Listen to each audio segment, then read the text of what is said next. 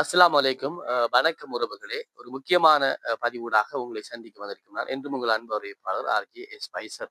என்னன்னு சொன்னால், நாங்கள் தற்பொழுது பார்க்கின்ற விடயம் வலைத்தளங்கள் மூலமாக பரப்பப்பட்டு வருகின்ற ஒரு விடயத்தை பற்றி தான் நான் குறிப்பிட வந்திருக்கின்றேன். அதாவது நடந்து முடிந்த காபோதர பரீட்சை ஓலவலுக்குரிய பெறுபவர்கள் இப்பொழுது வரப்போகிறது, நாளை வரப்போகிறது, மறுநாள் வரப்போகிறது என்ற ஆவலோட பெற்றோர்களும் சரி, மாணவர்களும் சரி, கடுமையான ஒரு எதிர்பார்ப்போட இருக்கின்ற இந்த தருணத்திலே நாங்கள் பார்க்கின்றோம்.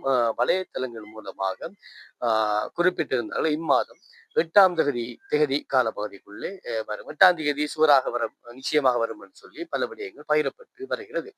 எனிவே ஒரு விடயத்தை கருத்தில் கொள்ள வேண்டும். எல்லோரும் சமூக ஊடகம் செய்யக்கூடிய எல்லோர்களும் வலைத்தளங்களில் இருக்கின்ற சகோதரர்கள் எல்லோரும் ஒரு விடயத்தை நாங்கள் உணர்ந்து கொள்ள வேண்டும் என்று சொன்னால், அதற்காக கல்வி அமைச்சு இருக்கிறது.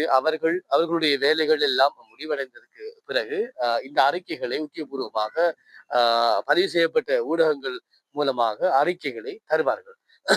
அதுவரைக்கும் நாங்கள் பொறுத்திருக்க வேண்டும் என்ற விடயத்தை சொல்ல வேண்டும்.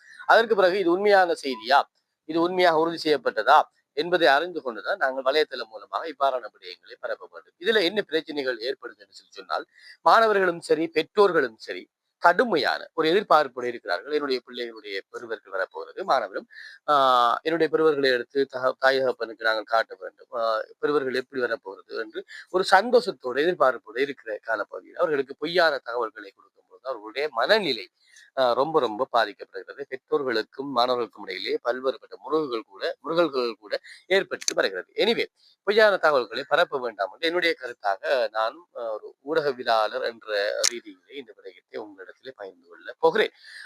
நீங்கள் பாருங்கள், எமது சிறகேபத்தில் கூட முழுமையாக உண்மையான விடயங்களை நாங்கள் பகிர்ந்து கொள்கிறோம் மக்களுக்காக. ஏனென்றால் பொய்யான விடயங்களை நாங்கள் முடிந்தளவு தவிர்த்துக் கொள்ள வேண்டும்.